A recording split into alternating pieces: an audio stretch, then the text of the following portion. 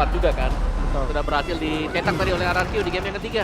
Kalau untuk pick and ban game yang keempat ini tentunya juga akan menambahkan keseruan ya. Untuk kita yang menyaksikan karena antara lebih jauh, selangkah lebih dekat menuju Piala Immortal ya. Atau masih akan bisa disamakan di seri ini.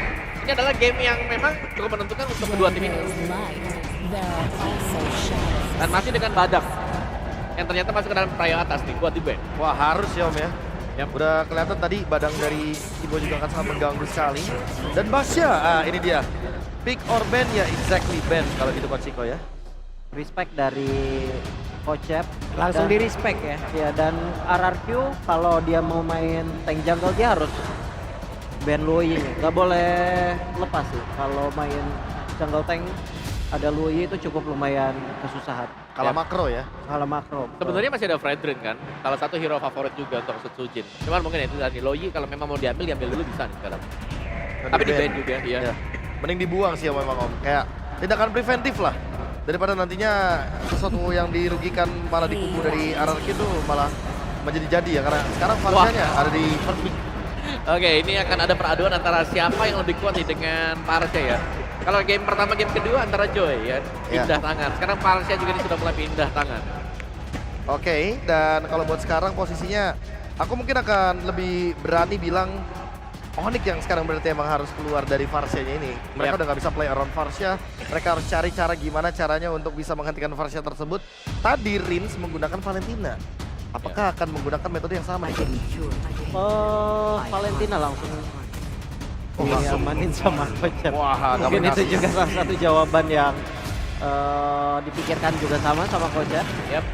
Cuman mungkin dari RRQ-nya itu kayak dia akan lebih coba fleksibel. Oke. Dan memang dari Onyxnya Valentina ya jawabannya adalah ada dua Vader Airstrike nanti kan. Sama-sama bakal saling nge-burst. Mungkin minusnya hanya ada di mobilitas kali ya kalau buat Valentina. Ya nggak punya wings by wings ya Iya. soalnya. Di gerakannya sangat terbatas sekali dan sangat mudah untuk dikunci nantinya. Tapi anyway ada Gatot Kaca juga, hero react lagi-lagi ya. Karena mungkin untuk meminimalisir dari tank-tanknya dan itu dia Redrin. Hero yang sangat kuat di lini depan Coach Chico. Ya. Dan ini combo poke damage, jangan lupa ya dari RRQ. Mereka bawa Farsia Granger. Sang Ranger ya. Tapi aku suka kalau memang ada Cici yang mau di-secure dulu sih. Cici bisa banget kan buat pegang Fredrin. Betul. Kalau enggak glue pun Iya. bisa. Cuman mungkin Onyx ini dia harus punya hero di jungle yang bisa kontes lawan Red. Tapi Eh, setidaknya itu dia bahaya. jati diri yang udah ditemukan sama RRQ ya. RRQ Iya, dia bawa pada tank akhirnya. jungle. Tank jungle lagi. Ya, baliklah sudah Oke. ke setup dan juga mungkin lebih ke zona nyaman untuk Sutsujin nih. Buat jungle-nya dia juga ya. Hayabusa Aku sebenarnya nggak kira- resiko kalau ketemu dengan Fredrin. Iya ya, Ya, tapi kemungkinannya untuk mengejar antara Granger dan Parsha di belakang.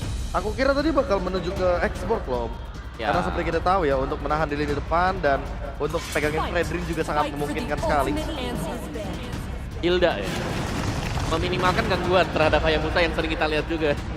Hildanya taruh di XP, udah dia bisa jalan sendiri dan pastinya akan menutup agar Hayabusa tidak akan bisa kemana-mana.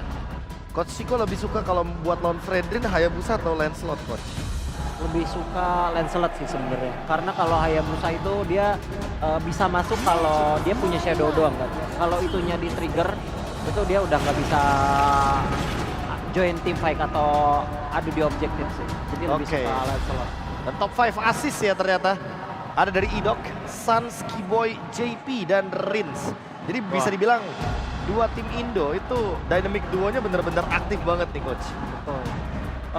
Apalagi kita lihat kayak tipikal tim kayak Onyx dan RRQ yang mereka itu senternya memang ada di trio mid mereka. Jadi mereka lebih aktif. Dan kebetulan pula yang tadi kita sempat bahas kalau dua tim ini yang trio midnya itu agresif. Yep. Aku suka si Ben Masha ya. Masya juga nih, Iya. bagus banget bandnya. Ben Masha, kalau ada Masha 3 damager bakal hidup banget karena Fredrin cuma bakal jadi umpan tarik ke depan. Oh, Cici. Oh, dihabisin.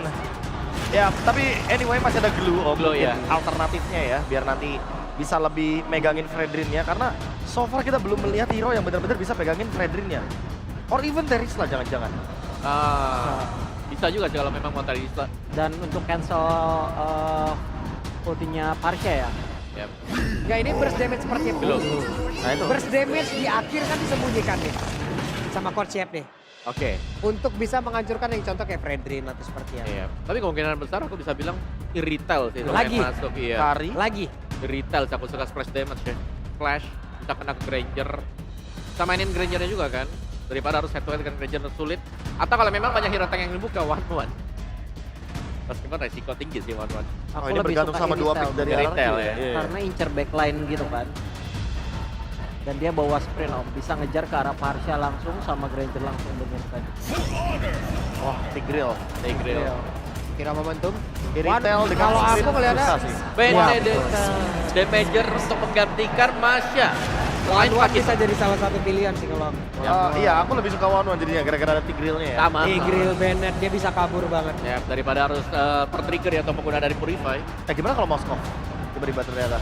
Entahlah, Main aku- dari depan. Aku cukup ragu kalau ngeliat Moskov Indonesia. Karena, wah iya emang lumayan sih. Karena balik lagi ya, job desk-nya mostly farming. Nah, Dan seperti kita lihat, oh memang ini masalah di Granger Farsianya. Pasti kena poke dikit susah untuk Iya. Moskov sebenarnya. Kiri di retail tetap. Purify tapi ya harus. Purify apa sprint? Purify. Purify. Aku Purify. Purify. Purify. Tahu-tahu Savero bawa sprint. Tapi bisa loh. Tapi. Nah. Kalah memang yang depannya kuat banget ya. buat Nah, support dia dia. pede nunggu Terizanya memang harus ulti duluan. Ya wes kalau begitu ini dia. Deretan nilai memang sudah berhasil diamankan. Jadi tanpa berlama-lama lagi langsung saja para caster kita sikat. Thank you so much untuk panelis kita. Wow, lihat velodrome benar-benar penuh dari ujung ke ujung dan bahkan di festival sudah banjir lautan manusia. Kita tentunya berada di grand final yang luar biasa. Dua raja memperebutkan satu Immortal Champions Trophy. Jadi mari kita berikan semangat yang luar biasa. Gue pengen juga yang di festival tepuk tangan biar yang di luar sana mendengar. Kalau MPL Indonesia benar-benar menggetarkan Jakarta. Tanpa berlama-lama. So Jakarta International Velodrome, mana tepuk tangannya?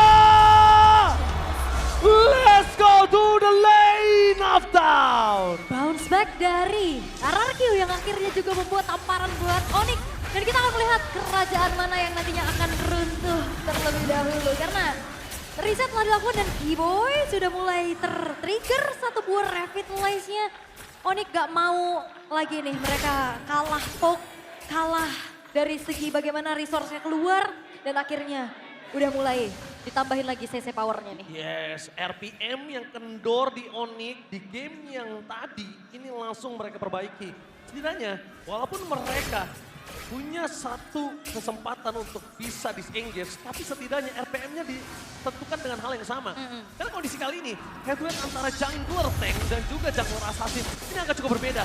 Kairi akan cukup berat di early game dan bahkan lihat, Kairi bahkan mengeluarkan retribution-nya. Di depan sana satu buah Shadow berhasil di-trip, bahkan perpasukan dari tim Onyx gagal mendapatkan first blood, tapi satu poin yang sangat mahal, Flicker terpop up. Karena memang belum ada level 4 juga ya untuk Kairinya. Sementara untuk Settlement Emblem-nya memang menggunakan Rapture dan Festival of Blood untuk Toy.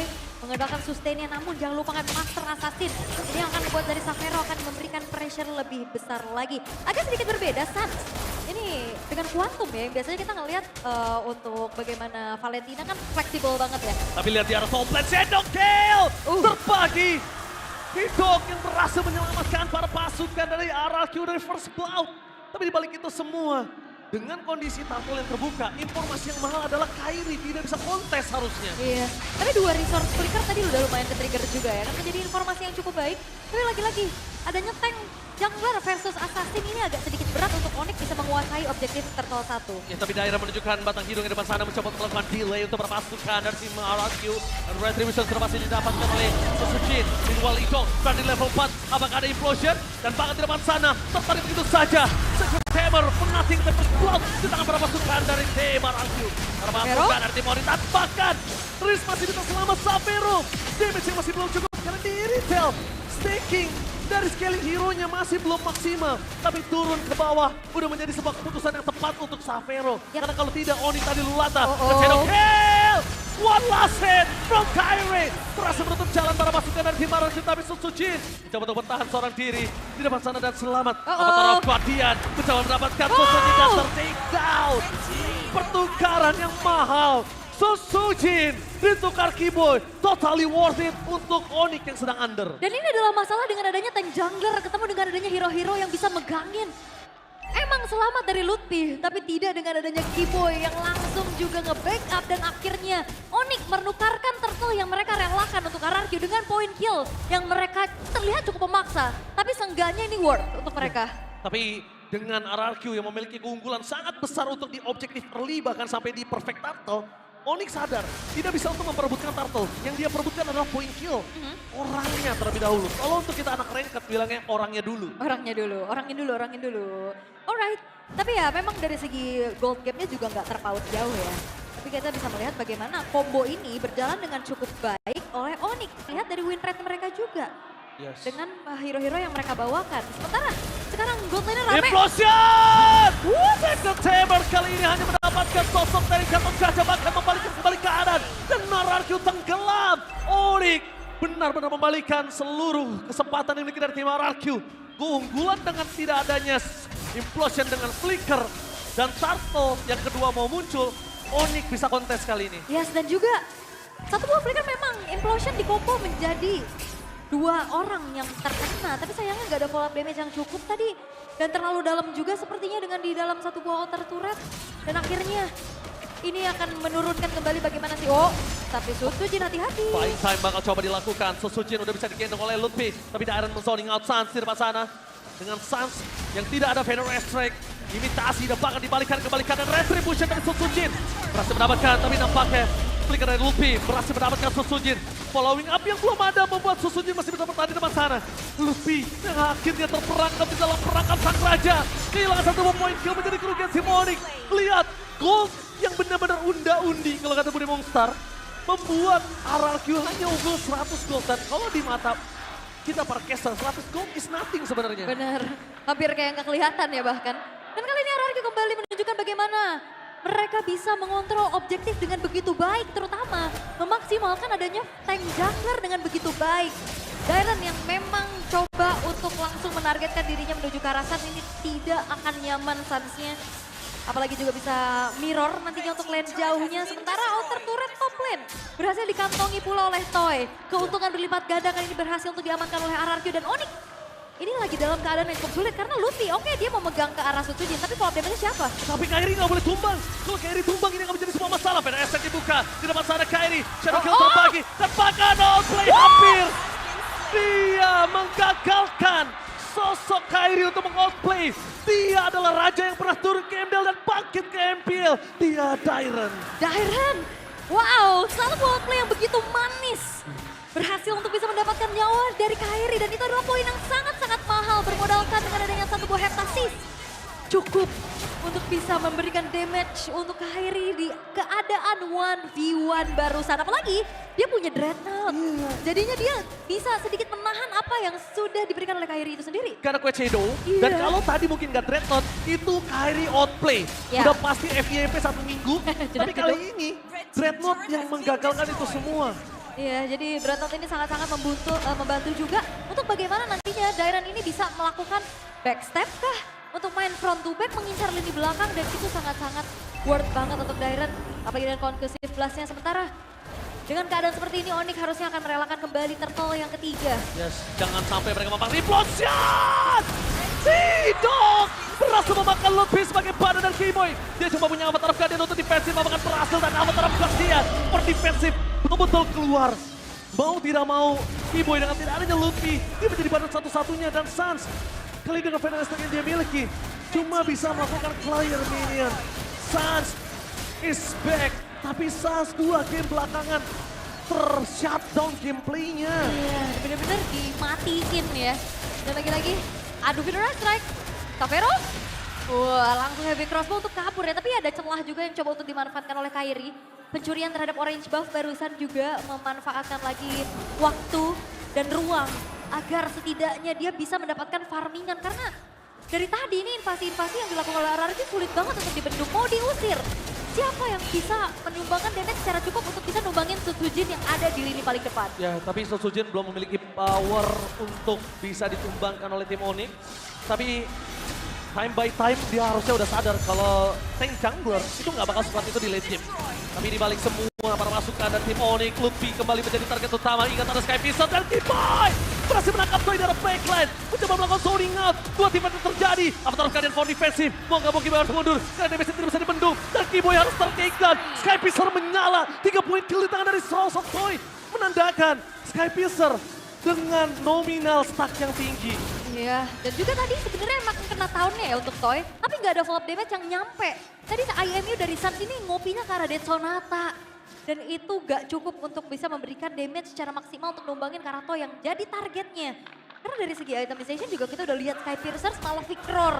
Bagaimana tidak, ini akan menuju ke arah satu buah Win of Nature. Toy-nya aman banget. Wah, Toy-nya bisa dibilang head to head dengan Kairi dia sangat kuat. Tapi saat ini kesempatan dari tim Onyx gimana caranya mereka untuk punya waktu untuk nge-delay balik lagi. Game pertama RRQ sempat melakukan delay terhadap Toy. Dan kali ini Onyx dengan under position yang mereka miliki, delay satu-satunya jawaban untuk Xavier bisa bersinar. Karena time by time balik lagi, tank jungler itu bakal fall off. Ya turun ya powernya ya. Tentu, tapi ya turret-turret dari RRQ juga masih berdiri kokoh ya. Belum ada yang hancur sama sekali juga. Onyx, mereka akan mengandalkan nantinya power dari Suns untuk mengopi ke arah satu buah feeder ice track untuk bisa menjaga teritori high ground-nya. Dan setidaknya kali ini Kairi, tapi Conceal, Idok berhasil melihat di mana Kairi berada. Mencoba untuk didapatkan, tidak mau terlalu terburu-buru dan implosion!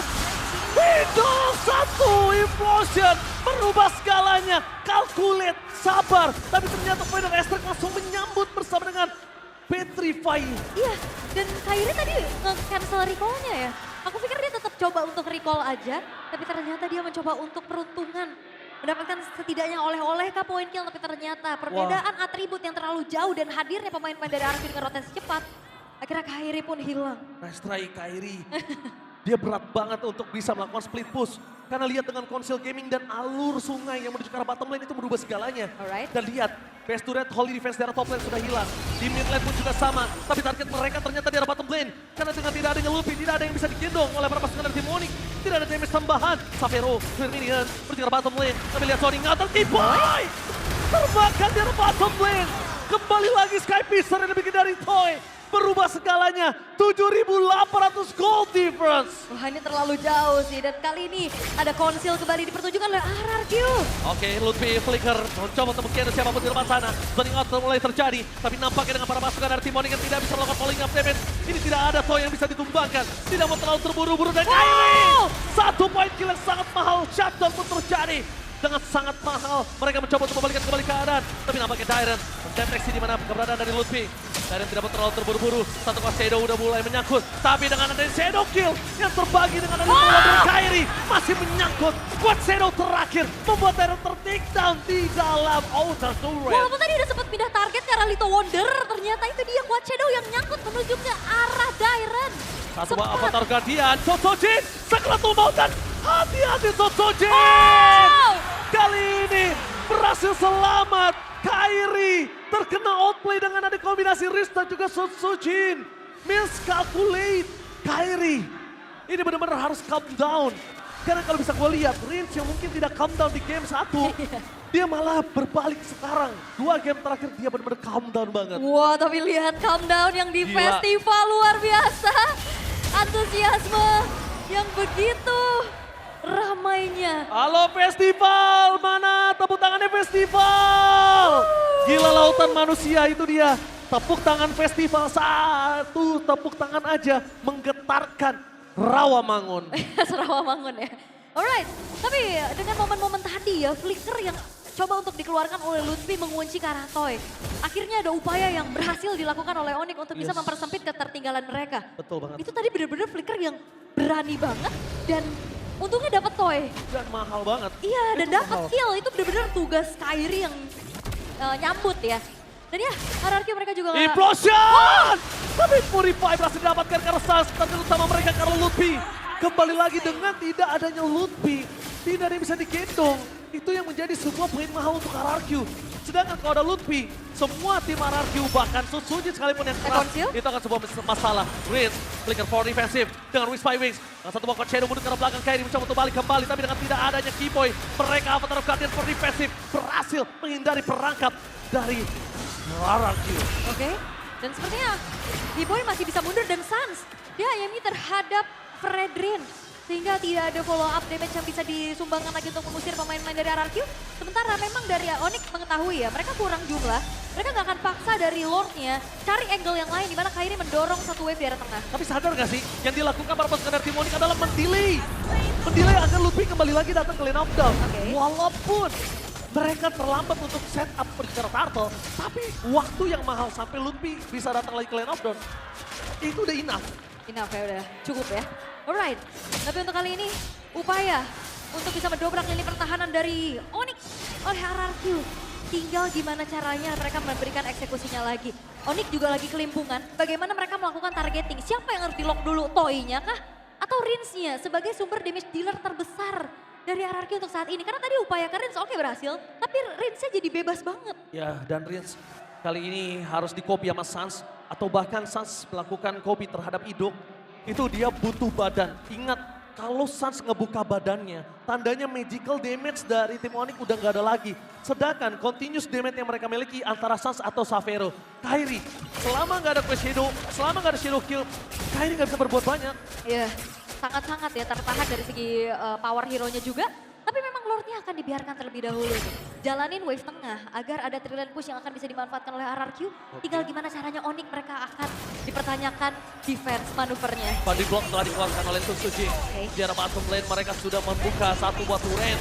Dan bahkan di tengah base turret menuju ke arah top lane. Sans masih punya implosion. Target para pasukan dari tim Onyx. Mereka udah mulai harus satu target. Karena kalau tidak, tim RRQ sudah bisa mendapatkan best turret dengan ompong. Dan itu dia, ompong melompong. Oh ya, walaupun memang ompong-melompong tapi Onyx masih punya kesempatan untuk memperpanjang bagaimana game ini berlangsung. RRQ, mereka cukup berpuas dan bermain disiplin dengan hancurnya 3 base turret dan Lutfi, flicker, menuju ke arah Riz, mencoba digendong, tanpa ada following DMS, dan bahkan implosion dari Sans menuju ke arah Sotsojin. Avatar Guardian for nothing, membalikan kembali keadaan, Kimo dengan jalan untuk pulang. Dua tim yang berbeda, Dana melakukan buying time, dan bahkan Dana tumbang. Savero still survive, bersama dengan Lutfi. Kali ini yang ditumbangkan Kimo di depan sana, tidak ada badan. Onyx tidak punya badan, Onyx punya Sans, Savero, dan Kairi. Mampukah mereka bertahan? Oh, mereka mau paksakah? Dengan 4 pemain mereka unggul jumlah dan sekali ini mereka bakal mengawal Lordnya juga minionnya. Oke, minion yang mencoba untuk mulai masuk mencegah base turret, kami lihat apa terjadi di implosion! Target utama mereka Savero dan tertakedown. Gak ada magical damage. Kalau Sans juga tumbang, karena sosok dari fisiknya sudah hilang. Jadi ini Pacara. Dua sama di depan mata untuk para pasukan dari tim RRQ. Kalau Monster takedown dan tim RRQ bangkit dari kekalahan 2-0. Tidak butuh Lord dan RRQ berhasil untuk menyamakan kedudukan. Tidak semudah itu untuk sang Raja Langit tentunya. Keadaan diimbangi. Dan bahkan itu dia game by game. Dari Onyx berhasil mendapatkan 2-0. RRQ menyamakan 2 sama. Inilah grand final yang sudah kita nanti. Benar. Grand final 4-3 akankah terjadi untuk siapapun? Karena kita merindukan grand final 4-3. Reset cepat, itu dia. Mentalitas begitu luar biasa dari para rookie yang ada di RRQ. Mereka berhasil untuk bisa mendapatkan poin demi poin. Bounce back mereka tunjukkan dengan begitu baik. Dengan draft yang begitu juga ikonik ya. Membawakan Benedetta EXP, targeting, positioning. Yang akhirnya membuat mereka menyamakan kedudukan untuk saat ini. Grand Final Best of 7. Yes, best of 7. Yang kita nanti semua gamenya akan didapatkan. Tapi itu dia. Permainan dua tim fight yang berbeda, Ul. Ya, tentunya bagaimana memaksimalkan inisiasi yang begitu baik juga. Fredrin, jungler yang bisa memegang dan akhirnya membuat power dari Assassin juga ini semakin turun. Karena nggak bisa menang objektif. Ya, dan mereka nggak bisa membawa game ini ke late game. Yang tandanya Savero belum di scaling up maksimal. Dan para pasukan dari tim Onyx harus reset. Karena RRQ sudah reset. Game selanjutnya, match point buat siapapun. So tanpa berlama-lama, panelis, take it away!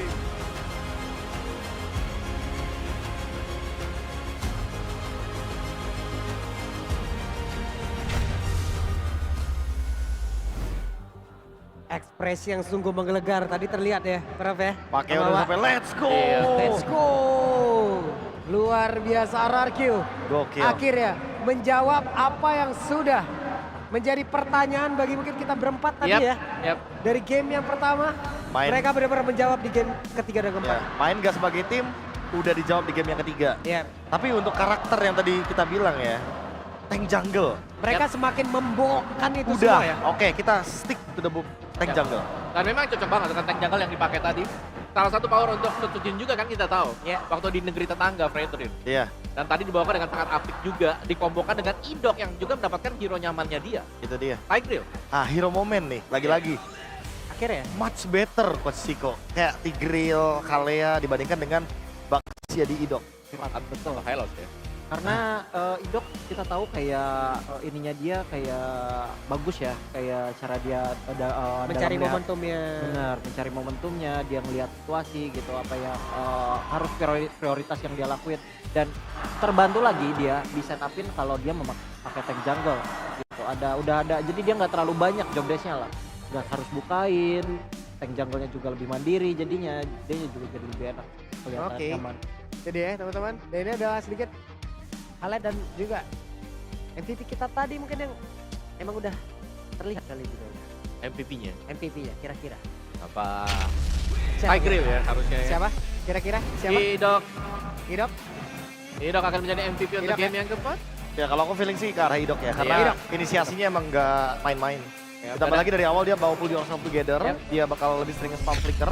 Dan conceal, jangan lupa, item aktif juga bakal kena loh efek cooldown-nya. Ya, dan gak ada keraguan untuk eksekusi dia juga tadi karena di belakangnya damage cukup banget ya. Ya. Parsha ini area effect, terus juga dari Benedetta yang bisa datang. Plus juga dari Toy yang memang jadi dan jarang tersentuh, ini yang jadi masalah tadi.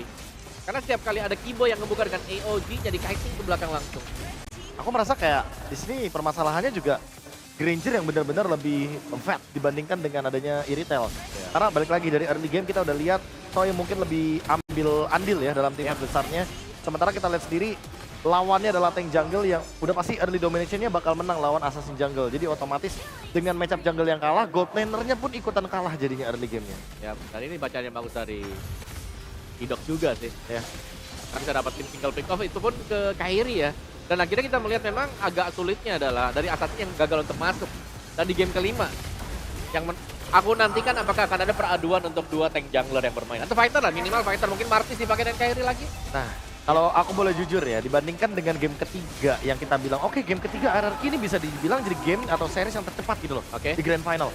Tapi aku nggak tahu kenapa Om, aku lebih suka ngelihat RRQ dengan decisionnya di game yang keempat. Setuju sih. Kayak mereka habis ada yang kena pick off, Toy-nya habis keculik nih sama Lutfi, tapi dia bisa reset dengan cepat dan tidak melakukan blunder seperti di final upper bracket. Ya, yang kita lihat. Setuju gak? Coach Tigo? Iya, aku setuju sih. Mungkin hero-hero tank jungle yang lain bisa keluar, Om. Tapi siapa nih contohnya? Akai kan? Akai, Mungkin bisa Akai Baxia. atau Kalau Barat saya agak trauma ngeliat ya. Kalau Barat. wah, buset deh. Mungkin Gwyn, Kairi. Oh, Gwyn, Oh, iya. iya. Gwyn juga bagus, Gwyn juga bagus buat megangin Atau, Fredrin. atau bahkan Kaja sendiri kalau memang masih mau dibawakan. Mungkin bisa juga, cuman mungkin kalau Kaja tuh menurutku kalau Onyx pakai itu ketergantungan ya Special sama case ya? posisi. Karena Kaja kalau di jungle kan dia nggak bawa flicker kan, Iya. Prof. Jalan Iya, kaki iya, dia. Iya, jadi mungkin kayak butuh entah Luoyi kayak seperti combo yang dia pernah bawa gitu sebelumnya. Atau Kalau sendiri kayaknya kurang mandiri sih. Atau satu hero yang dipakai di playoff yang baru sekali juga, Julian. Julian pun oke, cuman aku berharap ada jungle tank lawan tank jungle tank sih. Udah Kalau cukup Ayo ya. tank lawan tank aja deh ya. Tank lawan Tank tank lawan ya. tank lah. Nah, kalau aku berpikir dari kemarin ya, kayak kalau kita ngeliat dari RRQ Hoshi, aku kayak lebih takut dengan Fredrinnya dia dibandingkan dengan Baxia. Nah, kalau let's say kita berbicara dari POV coach. Karena aku sering banget ngelihat RRQ ini kalau udah pegang Fredrin, mereka nyekeknya nggak lepas. Ya kuat banget kok. Kuat banget, rekat banget pokoknya dengan efek dari energy eruption dan segala macamnya. Ya, apalagi Fredrin di sini bukan typically yang bisa tertinggal untuk farmingnya sih. Itu Oke. dia. Kayak dia cepat untuk bisa clear lane dan juga sekali Cycle-nya. benar sekali dia dapetin untuk peraduan dari Turtle juga kan cepet sekarang di Iya. buff kan. Nah, makanya kenapa aku bilang kayak better mungkin yang diadu atau di trade adalah Baxia-nya dibandingkan dengan Fredrin. Karena Baxia masih ada jawabannya, masih ada Alpha Matilda coach. Iya. Betul.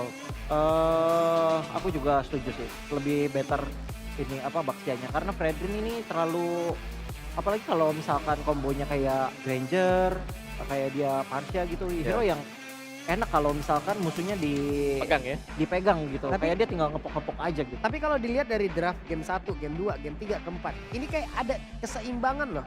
Game 1 dan game 2, Onyx kayak kreatif banget. Iya. Di game 3 dan 4, Onyx stuck. Yap. Sementara itu dari RRQ yang kreatif banget loh, memadukan yang ini gitu. Lebih ke ini nggak, saling tutor yang 1-2 kan Joy, 3-4 Park ya. Nah, 3-4-nya Varsha atau tank jungle tutornya Om. Tank jungle juga Tank bisa. jungle. Oh, Karena seperti kita tahu ya, tank jungle emang menangnya lawan assassin. ya. Dan itu yang ngebuat kayaknya Kairi benar-benar tertutup banget. Seperti yang kita lihat di game yang keempat ya. Dia makin benar-benar kayak terblokade semua farmingannya. Kalau kita ngomongin game yang ketiga, masih ada farming loh buat Kairinya. Tapi game keempat, walaupun gamenya lebih lama, tapi pattern farmingnya benar-benar tertutup banget. Ya, cuma aku lebih miris mungkin yang ngeliat item dari Lutfi meskipun dia udah bagus banget tadi juga. Beberapa pecahan sebelum jadi antivirus itu pun di menit yang ke berapa tuh? 10 loh baru jadi. 6. 10 gak sih? Antik 6, ya? sorry, antik 10, tapi Iya, ya, antik untuk di 10. item-item lainnya dia kayak